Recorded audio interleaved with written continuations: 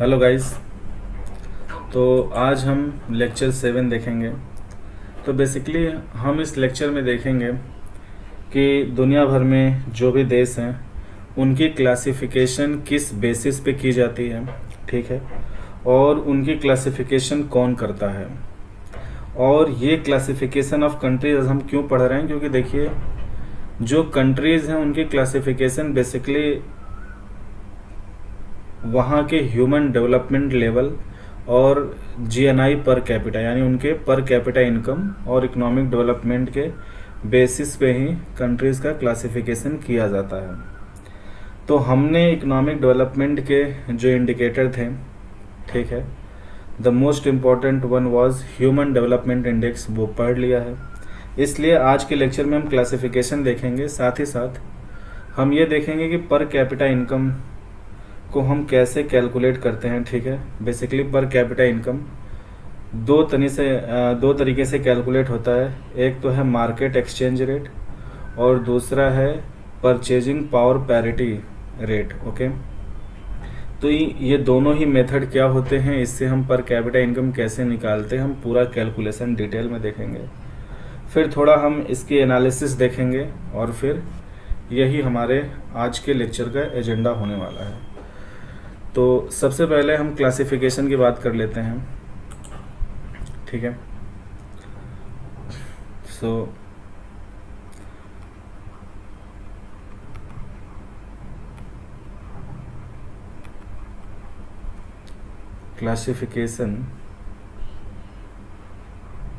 Classification of countries, ठीक है।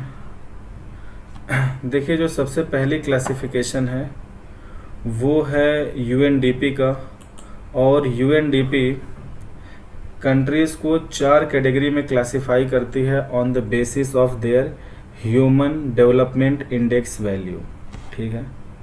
तो जो पहली क्लासिफिकेशन है वो है यूएनडीपी का, ठीक है, यूएनडीपी, ठीक है।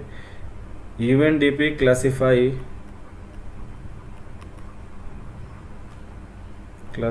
countries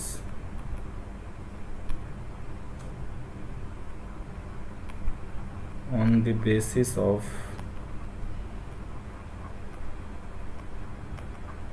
their HDI value.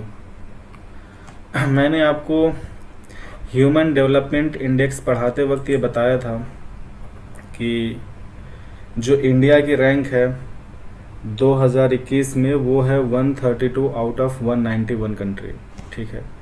अगर मैं यहाँ पे लिख दूँ, ठीक है, यहाँ पे लिख दूँ तो 2021 में, ठीक है, India stand at a place of 132 out of 191 country in terms of human development index value ranking, ठीक है। और मैंने बताया था कि जो इंडिया की HDI वैल्यू है ये अप्रॉक्सीमेटली 0.64 है, ओके। तो on the basis of the level of economic development UNDP countries को 4 कैटेगरी में क्लासिफाई करती है। और ये भी इम्पॉर्टेंट है जानना कि देखिए HDI वैल्यू या HDI इंडेक्स कैलकुलेट ही इस बात के लिए की जाती है ताकि हम कंट्रीज़ का लेवल ऑफ इकोनॉमिक डेवलपमेंट देख सकें। तो यूएनडीपी कंट्रीज़ को 4 कैटेगरी में क्लासिफाई करती है। पहली कैटेगरी होती है वेरी हाई,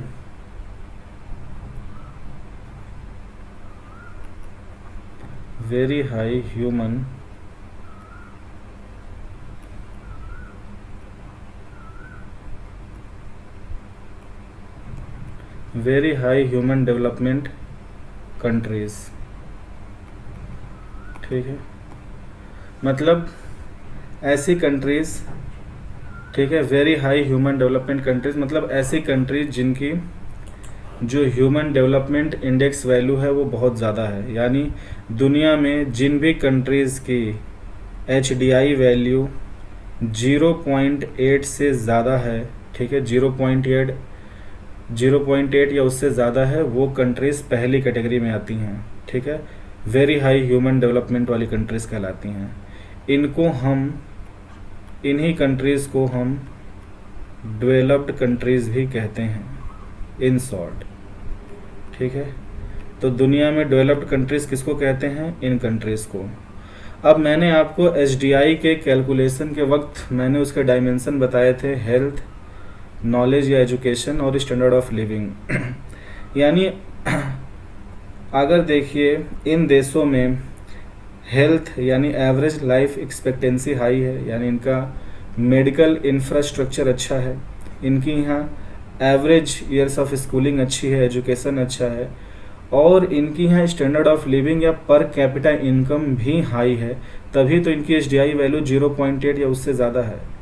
तो अगर किसी देश में इकोनॉमिक डेवलपमेंट ज़्यादा है और पर कैपिटा इनकम ज़्यादा है तो उन्हीं कंट्रीज़ को हम डेवलप्ड कंट्रीज़ कहते हैं। यानी आज के बाद जब भी आप कोई कंट्री डेवलप्ड कंट्रीज़ की कैटेगरी में सुने तो आप समझ जाएं कि इस कंट्री में जो इकोनॉमिक डेवलपमेंट है वो हाई है, साथ ही साथ वहाँ पर कैपिटा इनकम है, जो जीएनआई पर कैपिटा इनकम है वो भी हाई है। ठीक है, और दुनिया में लगभग 58 कंट्रीज़ हैं। ठीक है, दुनिया में आउट ऑफ 191, ठीक है, आउट ऑफ 191 58 कंट्रीज़ हैं जो कि डेवलप्ड कंट्रीज़ के कैटेगरी में आती हैं। ठीक है,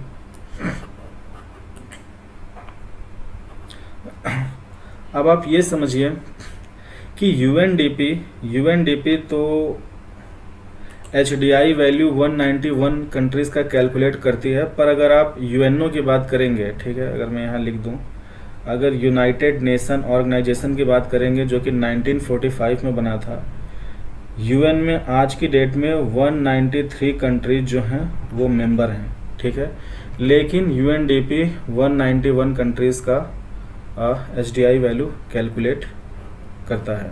ठीक है, अब हम दूसरी कैटेगरी की बात कर लेते हैं। दूसरी कैटेगरी आती है high human development countries. Okay, high human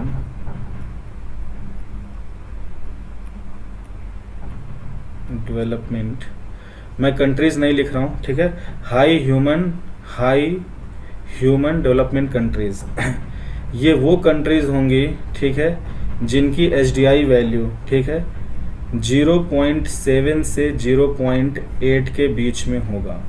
ठीक है, यानी वो सभी कंट्रीज जिनकी एचडीआई वैल्यू 0.7 से 0.8 के बीच में होती है वो countries high human development countries के कैटेगरी में आती हैं।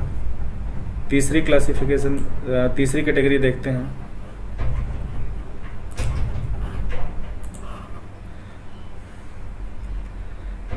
हमारा इंडिया जो है ये तीसरी कैटेगरी में आता है। तीसरी कैटेगरी क्या है? Medium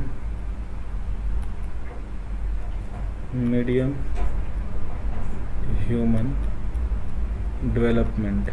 okay, medium human development, और ये वो कंट्रीज़ हैं जिनकी एसडीआई वैल्यू 0.55 से 0.7 के बीच में होती है। अगर आपको एसडीआई वैल्यू का मतलब नहीं समझ में आ रहा है तो उसको मैंने डिटेल में पहले पढ़ाया है, आप जाके देख लीजिए।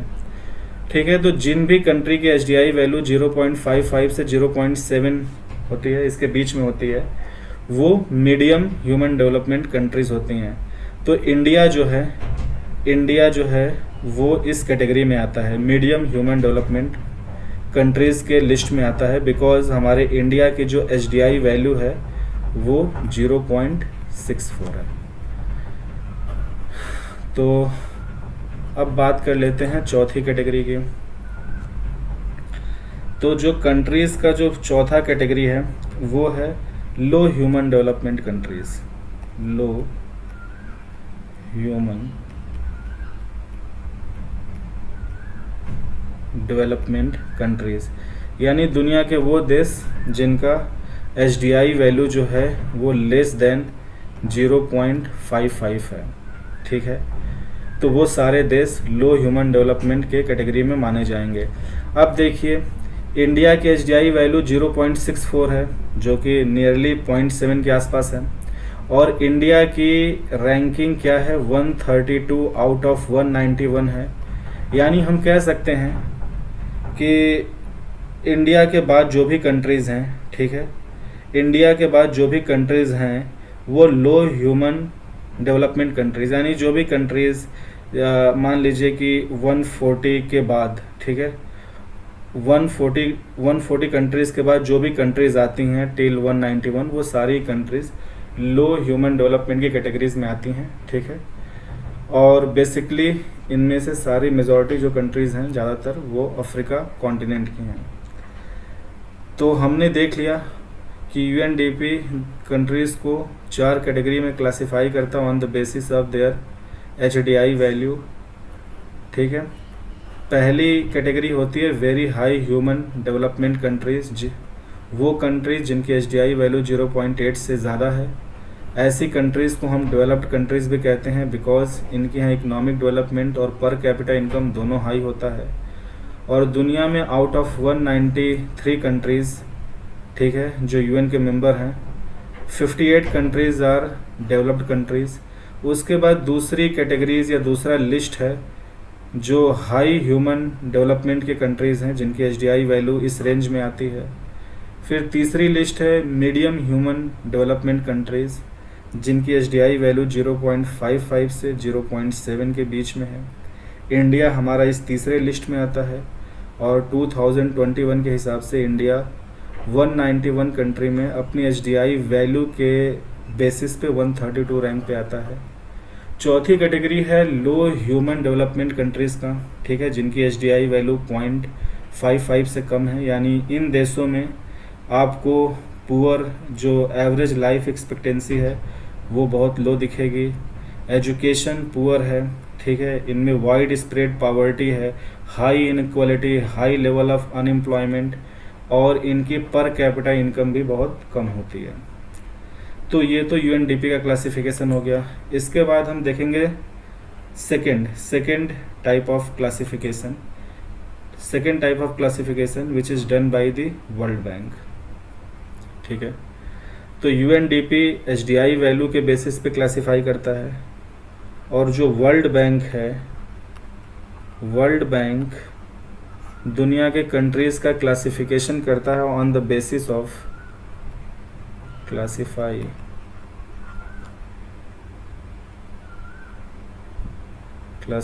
Countries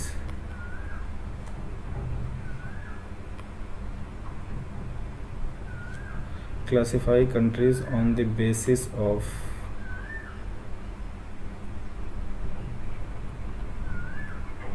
per capita gross national income, ठीक है, जीएनआई पर कैपिटा, या आप इसको यहाँ फार्मूला लिख लें, जो किसी भी देश की जो ग्रॉस नेशनल इनकम है, अगर उस देश की ग्रॉस नेशनल इनकम को आप उस देश के पॉपुलेशन से डिवाइड कर देंगे, ठीक है, किसी देश की ग्रॉस नेशनल इनकम को जब आप वहाँ की पॉपुलेशन से डिवाइड करेंगे तो आपको जीएनआई पर कैपिटा मिल जाएगा या पर कैपिटा इनकम मिल जाएगा in terms of gross national income. तो वर्ल्ड बैंक और ये जो पर कैपिटा इनकम है, ठीक है, ये जो पर कैपिटा इनकम है वर्ल्ड बैंक इसे कंसीडर करती है in terms of market exchange rate, in terms of dollar market exchange rate. अब मार्केट एक्सचेंज रेट क्या होता है ये मैं आपको आगे बता दूंगा। तो वर्ल्ड बैंक कंट्रीज़ को क्लासिफाई करता है on the basis of their पर कैपिटा इनकम, और ये जो पर कैपिटा इनकम कंसिडर होती है ये डॉलर में होती है और in terms of market exchange rate. तो क्लासिफिकेशन देख लेते हैं।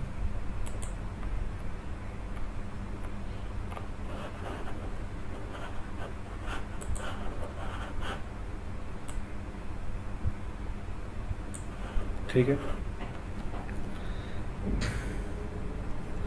तो जो पहली कैटेगरी है वो है लो इनकम कंट्रीज़ का, लो इनकम कंट्रीज़, ठीक है, यानी ऐसी कंट्रीज़ जिनकी पर कैपिटा इनकम $1000 से कम है। ठीक है, यानी दुनिया के वो सारे देश जहाँ पर कैपिटा इनकम $1000 से कम है वो सब लो इनकम कंट्रीज़ कहलाएंगे या इस लिस्ट में आएंगे। दूसरी कैटेगरी है लोअर मिडिल इनकम कंट्रीज़।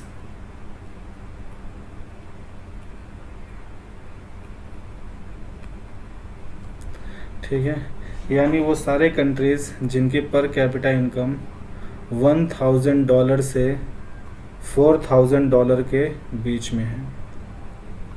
ठीक है, ठीक है, वो सारी कंट्रीज जो हैं वो क्या मानी जाएंगी? वो मानी जाएंगी लोअर मिडिल इनकम कंट्रीज़। और इंडिया जो है वो इसी लिस्ट में आता है। यहाँ पे हमारा इंडिया आता है बिकॉज जो इंडिया में पर कैपिटा इनकम है in terms of dollar market exchange rate वो है $2300 और ये डेटा है 2021 का। ठीक है, तो 2021 में इंडिया की जो पर कैपिटा इनकम है in terms of market exchange rate वो $2300 है और ये डेटा है वर्ल्ड बैंक का। ठीक है, अकॉर्डिंग टू वर्ल्ड बैंक। तो हमारी इंडिया जो है वो कहाँ आती है? मिडिल इनकम कंट्री या लोअर मिडिल इनकम कंट्री। ठीक है, तीसरी कैटेगरीज है जो कंट्रीज़ का वो है अपर इनकम कंट्रीज़।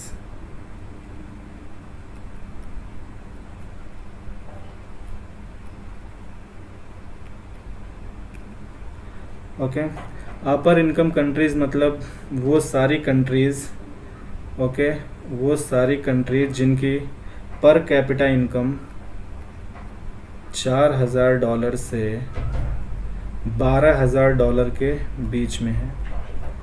ठीक है, तो जिन भी कंट्रीज़ की पर कैपिटा इनकम $4000 से $4000 से $12000 के बीच में है वो अपर इनकम कहलाएंगी।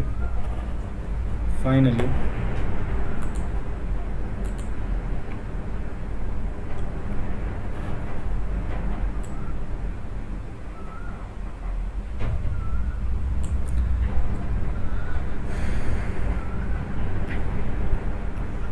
चौथी कैटेगरी है हाई इनकम कंट्रीज़ की। ठीक है, चौथी कैटेगरी है हाई इनकम कंट्रीज़।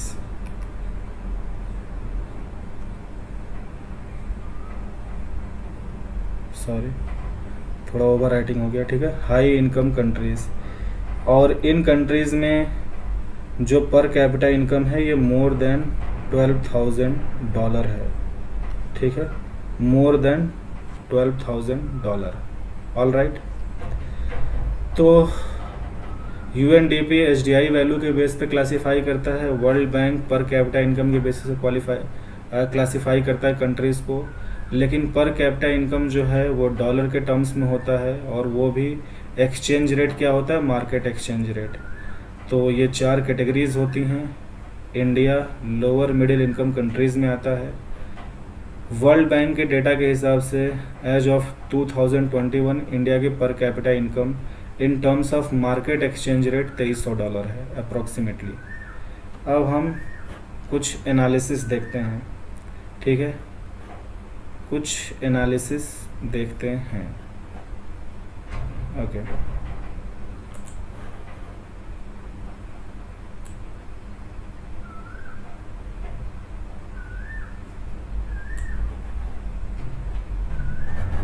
ठीक है, मैंने अभी आपको बताया पर कैपिटा इनकम। ठीक है, अब देखिए पर कैपिटा इनकम, किसी भी देश की पर कैपिटा इनकम दो तरीके से हम निकाल सकते हैं। एक तो तरीका है, कलर चेंज कर लेते। एक तरीका है कि हम मार्केट एक्सचेंज रेट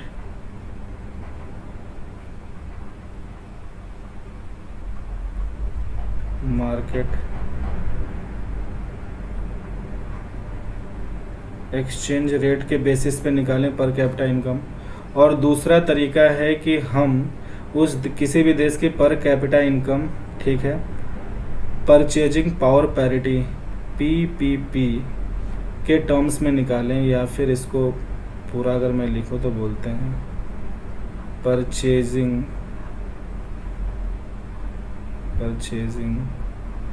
पावर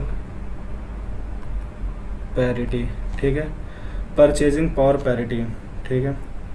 और ये कैलकुलेशन मार्केट एक्सचेंज रेट हो चाहे पीपीपी परचेजिंग पावर पैरिटी के टर्म्स में हो, ठीक है, ये दोनों ही केसेस में जो पर कैपिटा इनकम वर्ल्ड बैंक या फिर आईएमएफ कैलकुलेट करती है वो डॉलर के टर्म्स में करती है, ठीक है। Y dollar? बिकॉज डॉलर दुनिया भर में यूज होता है, ठीक है, ये कॉमन एक्सेप्टेड करेंसी है for international trade and commerce, ठीक है, दुनिया भर का व्यापार डॉलर में होता है। अब बात कर लेते हैं कि मार्केट एक्सचेंज रेट क्या होता है और परचेजिंग पावर पैरिटी रेट क्या होता है। देखिए, किसी भी देश में, ठीक है, किसी भी देश में जो डॉलर की प्राइस है या जो डॉलर की वैल्यू है, अगर उस देश में डॉलर के डिमांड और सप्लाई से डिटरमिन हो रही है, जैसे मान लीजिए ये कोई कंट्री ये है, वहाँ डॉलर की डिमांड जो है वो ये डी है, ठीक है, ये डॉलर की सप्लाई है, ठीक है। अब उस देश में देखिए डॉलर की प्राइस क्या होगी, ये डॉलर की प्राइस होगी। अगर मैं यहाँ पे इंडिया की बात करूँ तो डॉलर की प्राइस रुपये के टर्म्स में होगी, राइट।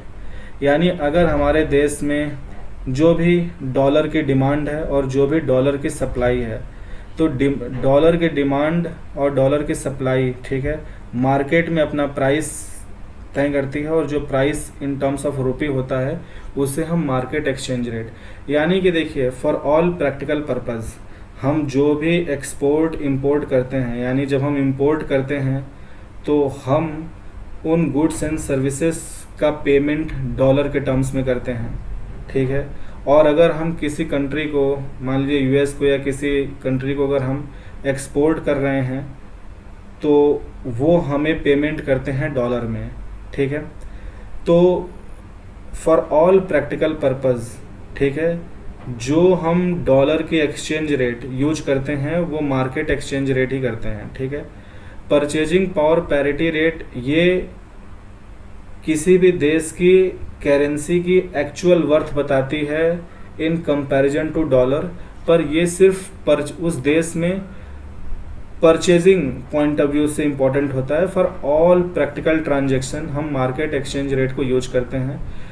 अब ये डिपेंड करता है कि उस देश में डॉलर की सप्लाई कितनी है और उस देश में डॉलर की डिमांड, तो डॉलर का डिमांड और सप्लाई, ठीक है, जहाँ मीट करते हैं वो प्राइस तय होता है। तो अगर मैं मार्केट एक्सचेंज रेट की बात करूं, अब ये मार्केट डॉलर की डिमांड, डॉलर की सप्लाई किन फैक्टर्स पे डिपेंड करती है वो सब कुछ मैं आगे के लेक्चर्स में आपको डिटेल में बताऊंगा। यहाँ बस मैंने बता दिया मार्केट एक्सचेंज रेट जो है ये डॉलर के डिमांड एंड सप्लाई पे डिपेंड करता है, ठीक है। तो आज की डेट में मार्केट एक्सचेंज रेट के हिसाब से $1, let me change the colour of pen,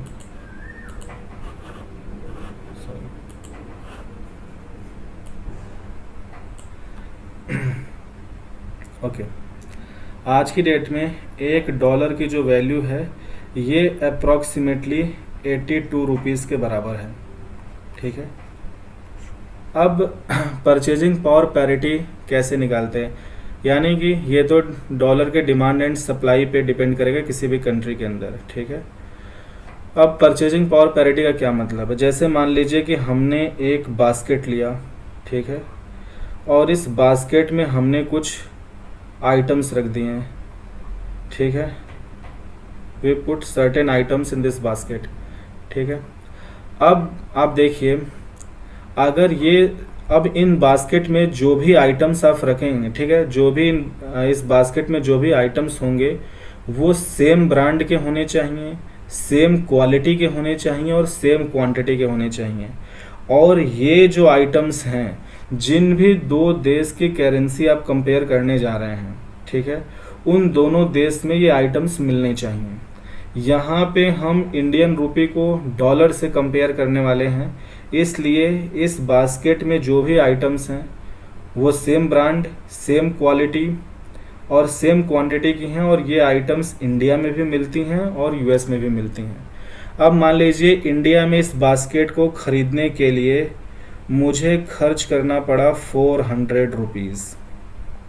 same basket of commodities को अमेरिका में कोई व्यक्ति खरीदता है, तो वो डॉलर में खरीदेगा।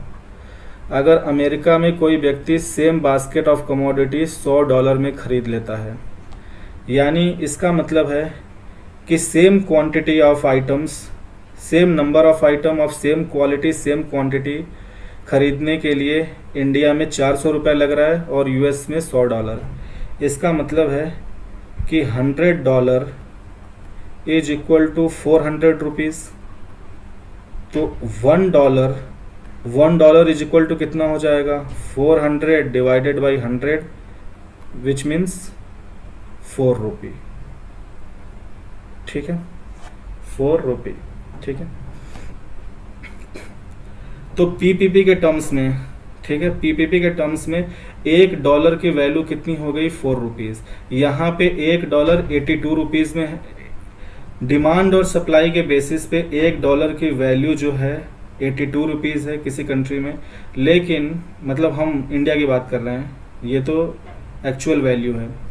और हमने यहाँ पे एग्जांपल लिया कि अगर same basket of commodity India में हम 400 रुपीज़ में ख़रीदते हैं, अमेरिका में वही $100 में ख़रीदता है कोई व्यक्ति, तो $1 की वैल्यू परचेजिंग पावर के टर्म्स में 4 रुपये के बराबर है।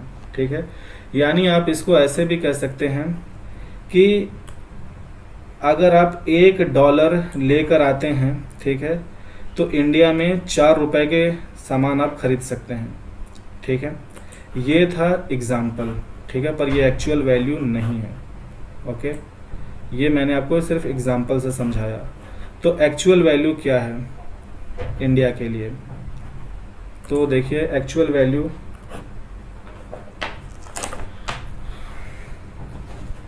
तो हम देखिए, एक बात मैं आपको बताता हूँ कि जब भी मैं डेटा पढ़ाता हूँ, डेटा एग्ज़ाम्स में नहीं आते हैं, लेकिन डेटा इम्पॉर्टेंट होते हैं एनालिसिस के लिए।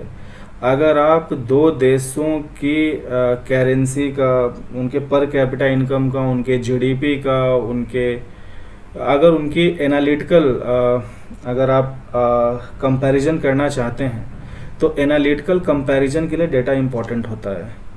तो अगर मैं पीपीपी के टर्म्स में बात करूं, ठीक है, value of rupee, value of dollar in terms of rupee, ठीक है, पीपीपी के टर्म्स में, ठीक है, परचेजिंग पावर पैरिटी के टर्म्स में, ठीक है, जो डॉलर की वैल्यू है वो इन टर्म्स ऑफ रुपी क्या है।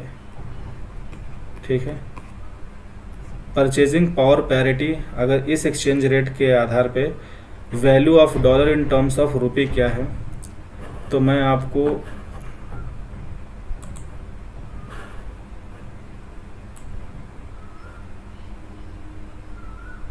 ओके 2011 से बताता हूँ ताकि आप इसको ठीक से समझ सकें। 2011 में, ठीक है, 2011 में पीपीपी के टर्म्स में $1 की वैल्यू थी 15 रुपये के बराबर, अप्रॉक्सीमेटली 15.5 रुपये के बराबर। 2017 में $1 की वैल्यू हो गई अप्रॉक्सीमेटली 20.6 रुपये। ठीक है, 2020 में $1 की वैल्यू हो गई अप्रॉक्सीमेटली 22 रुपीज़। ठीक है, अगर हम 2021 की बात करें तो आज की डेट में $1, 2021 की बात कर रहा हूँ, $1 की वैल्यू है अप्रॉक्सीमेटली 23 रुपये। ठीक है,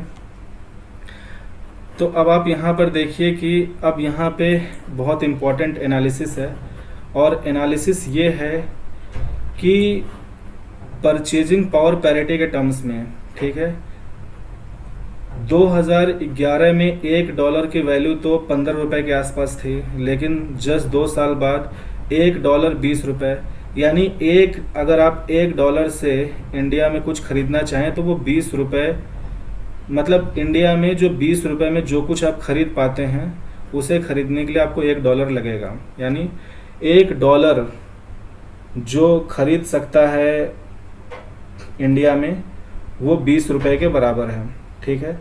लेकिन अगर आप 2021 तक आते आते देखें तो $1 23 रुपये के बराबर हो गया। यानी $1 की वैल्यू बढ़ क्यों रही है? ये इसलिए बढ़ रही है क्योंकि हमारे देश में इन्फ्लेशन जो है ये 2013 और 2013-14 तक हमारे देश में इन्फ्लेशन तकरीबन मोर देन 11% था। इन्फ्लेशन वाज मोर देन 11%, ठीक है।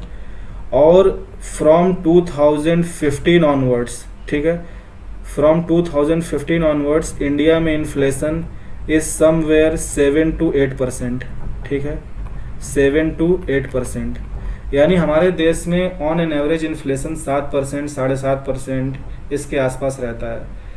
तो जब भी इन्फ्लेशन ज़्यादा होगा, ठीक है, जिस भी देश में इन्फ्लेशन ज़्यादा होता है, इसका मतलब क्या है कि सेम गुड्स को ख़रीदने के लिए आपको ज़्यादा पैसे देने पड़ रहे हैं, यानी कि आपकी जो करेंसी है वो डेप्रिसिएट कर रही है, ठीक है। तो इंडिया में हाई, और अगर अमेरिका की बात करें तो अमेरिका में इन्फ्लेशन यूजुअली 1 या 2% होता है, ठीक है। और अगर कभी कभी वो 2% से ज़्यादा होता है तो फिर वो विदिन 6 मंथ और within 1 year it again come back below 2%। तो यूएस में इन्फ्लेशन 1-2% है, जबकि इंडिया में on an average inflation is somewhere 7-8%। इसीलिए हमारा रुपये जो है वो डेप्रिसिएट करते गया। यानी कि 2011 में $1 15 रुपये के बराबर था, लेकिन 2021 में $1 23 रुपये के बराबर है। यानी कि 2015 में इंडिया में $1 15 रुपये की चीज़ें खरीद सकता था, लेकिन आज की डेट में $1 23 रुपये की चीज़ें खरीद सकता है, ठीक है। अब आगे देखते हैं। अब हम ये देखेंगे कि पर कैपिटा इनकम कैलकुलेट कैसे होता है, ठीक है। पीपीपी के टर्म्स में हम पर कैपिटा इनकम कैलकुलेट कैसे करते हैं, तो उसके लिए देखिए। अच्छा, ये सारा डेटा सिर्फ एनालिटिकल पॉइंट ऑफ व्यू से इम्पोर्टेंट है। देखिए, वर्ल्ड बैंक के हिसाब से, ठीक है, अकॉर्डिंग टू वर्ल्ड बैंक, और ये 2021 के लिए मैं डेटा दे रहा हूँ, इंडिया की जो पर कैपिटा इनकम है in terms of market exchange rate वो है $2300, ठीक है, अप्रॉक्सीमेटली, ठीक है, अप्रॉक्सीमेटली। और ये है मार्केट एक्सचेंज रेट के टर्म्स में। यानी कि इंडिया में जो पर कैपिटा इनकम है वो $2300 है, ठीक है, in terms of market exchange rate. ये जीएनआई पर कैपिटा मैं बता रहा हूँ आपको, ठीक है, और ये 2021 का डेटा है। अब वहीं पे पीपीपी के टर्म्स में क्या हो जाएगा, देखिए, नेशनल स्टैटिस्टिकल ऑफिस एनएसओ के हिसाब से 2021 में इंडिया में जो पर कैपिटा इनकम है in terms of rupee, NSO ने 2021 में जो पर कैपिटा इनकम का डेटा रिलीज किया वो है 1,72,000 रुपये, ओके, 1,72,000 रुपये, ठीक है। और अगर अभी मैंने आपको पढ़ाया कि 2021 में $1 की जो वैल्यू है इन टर्म्स ऑफ पीपीपी वो 23 रुपये के बराबर है, ठीक है। यानी अगर $1 23 रुपये के बराबर है तो इतने रुपए में कितने डॉलर होंगे, तो अगर आप डिवाइड कर दें 1,72,000 को 23 से, तो ये कुछ होता है अप्रॉक्सीमेटली $7,500, $7,500। यानी कि अगर हम इंडिया की पर capita income, okay, in terms of PPP बोले तो वो $7,500 के आसपास है एज ऑफ 2021। यानी इंडिया की पर capita income in terms of PPP जो है वो अप्रॉक्सीमेटली $7,500 है एज ऑफ 2021। यानी इंडिया की जो पर कैपिटा इनकम है in terms of market exchange rate $2,300 है। इंडिया की पर capita income GNI per capita in terms of PPP $7,500 के बराबर है। और ये data important for all practical purpose. Transactions तो मार्केट एक्सचेंज रेट पे होते हैं, लेकिन जो पीपीपी है ये किसी भी देश के करेंसी की एक्चुअल वैल्यू बताती है। क्योंकि देखिए, जो भी किसी भी देश में जो भी लोग गुड्स एंड सर्विसेज को कंज्यूम करेंगे, ठीक है, उसके लिए जो उनका एक्सपेंडिचर होगा, ठीक है, वो एक्सपेंडिचर इम्पॉर्टेंट होता है, ठीक है। यानी कि कोई करेंसी कितना सामान खरीद सकता है, ये प्रैक्टिकली इम्पॉर्टेंट होता है। तो उस हिसाब से अगर हम देखें तो हमारे इंडिया की पीपीपी के टर्म्स में जो पर कैपिटा इनकम है वो $7,500 है, ठीक है।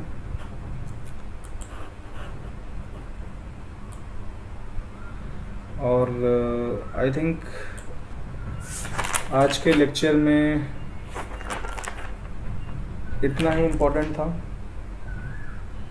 ओके, फाइनली तो हमने देख लिया कि यूएनडीपी कंट्रीज़ को क्लासिफाई करता है एचडीआई वैल्यू के बेसिस पे। वर्ल्ड बैंक क्लासिफाई करता है कंट्रीज़ को on the basis of per capita gross national income. Per capita income market exchange rate या purchasing power parity exchange rate के आधार पे कैसे कैलकुलेट होता है या क्या होता है वो मैंने आपको बता दिया, मैंने कैलकुलेशंस भी समझा दिए। फाइनली देख लेते हैं कि फाइनली कंट्रीज़ को यूनाइटेड नेशन मतलब 3 कैटेगरी में कंसिडर करता है। फाइनली दुनिया भर में जो भी मतलब अगर यूनाइटेड नेशन की बात करें तो वो कंट्रीज़ को 3 कैटेगरी में रखता है। पहली कैटेगरी होती है डेवलप्ड कंट्रीज़ की। डेवलप्ड कंट्रीज़ 58 कंट्रीज़ हैं, ठीक है, अप्रॉक्सीमेटली 58 कंट्रीज़ हैं।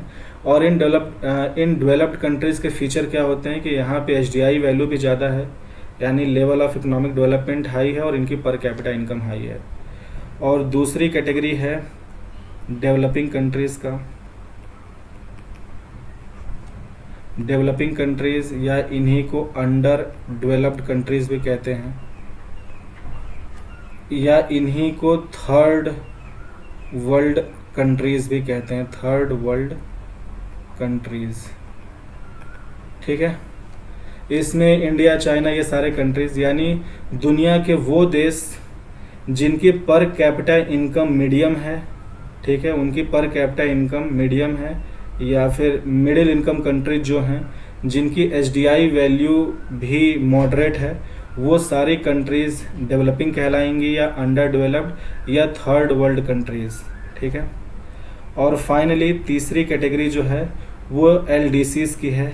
एलडीसीज़ इनको बोलते हैं लीस्ट डेवलपमेंट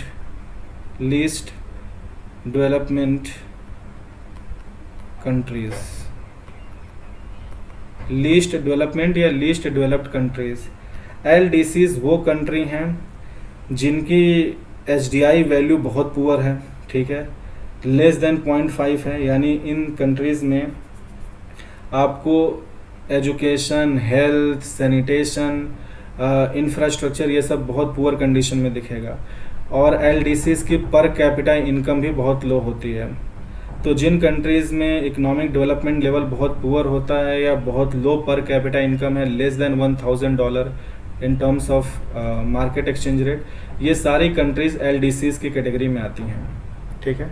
सो आज के लेक्चर में हमने कंट्रीज़ का क्लासिफिकेशन देखा, हमने एक्सचेंज रेट के एनालिसिस देखा, और फाइनली हमने कंट्रीज़ को on the basis of HDI value and on the basis of per capita income finally हमने 3 कैटेगरीज बनाई और उनमें कंट्रीज़ फॉल करती हैं।